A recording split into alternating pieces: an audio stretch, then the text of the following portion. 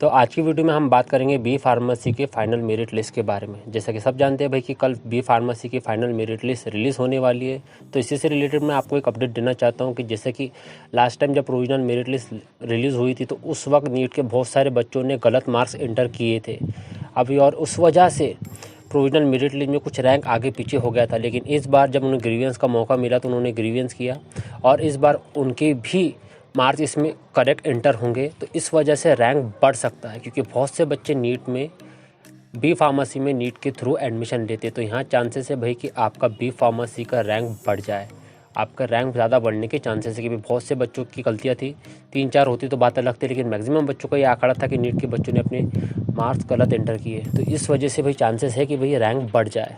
और साथ ही इसके अलावा एक दूसरी अपडेट ये है कि भाई अगर आपका बी फार्मेसी की फाइनल मेरिट लिस्ट में अगर नाम रहा तभी आप कैप राउंड 2 के लिए एलिजिबल हो। ये बात आपको ध्यान रखनी भाई, अगर आपका फाइनल मेरिट लिस्ट में अगर आपका नाम आया ही नहीं तो भाई आप कैप राउंड 2 नहीं खेल सकते। ये बात का भी आपको ध्यान रखना है। अगर आपका उसमें कोई नाम नहीं आया या फिर उसमें कोई मिस्टेक्स है तो आपको ये करना है, सबसे पहले अगर प्रोविजनल मेरिट लिस्ट में आपका नाम है और तब उसमें कोई मिस्टेक नहीं थी और आपका फाइनल मेरिट लिस्ट में आपका नाम नहीं आया तो आपको तुरंत इनकी कस्टमर केयर सर्विस पे इनसे कांटेक्ट करना है कि भाई मेरा फाइनल मेरिट लिस्ट में नाम क्यों नहीं आया, क्योंकि भाई इसके अगले दिन ही ऑप्शन फॉर्म है। तो आपको इस बात का ध्यान रखना है भाई। और हो सकता है भाई कि कभी कभी प्रोविजनल मेरिट लिस्ट की वजह से 2 बार डेट एक्सटेंड हुई थी, हमें 2-3 दिन वेट करना पड़ा और फाइनल मेरिट लिस्ट भी शायद एक्सटेंड हो जाए।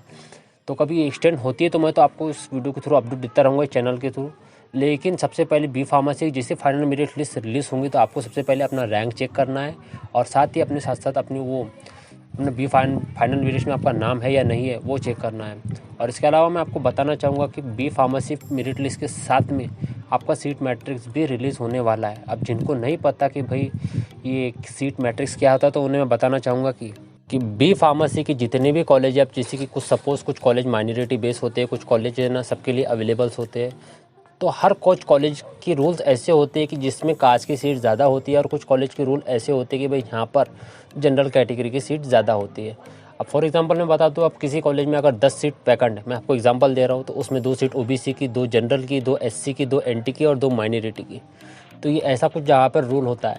तो सीट मैट्रिक्स में ऐसा होगा, देखने को मिलेगा कि जो 300 कॉलेजेस है महाराष्ट्र में, 300 या 400 से भी ज़्यादा शायद कॉलेजेस होंगे, तो बाई चांस आपको उसका सीट मैट्रिक देखने को मिलेगा। यानी कि अगर आप सपोज़ आईसीटी में एडमिशन लेना चाहते हो मुंबई के, तो आपको उसमें देखने को मिलेगा कि इस कॉलेज में कितनी सीट कौन सी कास्ट के लिए अवेलेबल है। और साथ ही आप इसके अलावा महाराष्ट्र में जो भी कॉलेज में आप एडमिशन लेने के लिए इंटरेस्टेड हो, आप उसका सीट मैट्रिक्स चेक कर सकते हो। तो सीट मैट्रिक्स का फ़ायदा ये होता है। तो आप मैं ऐसी यही रिक्वेस्ट है भाई कि आप जब भी लिस्ट बनाओ तो आप इस अकॉर्डिंग बनाओ और किस कास्ट के लिए यहाँ पे कितने चांसेस है। और जो बच्चे माइनॉरिटी के जो स्टूडेंट्स हैं इनका यहाँ पे ज़्यादा फ़ायदा हमें देखने को मिलता है। तो मेक श्योर आपको सीट मैट्रिक्स का मतलब भी समझ में आ गया होगा।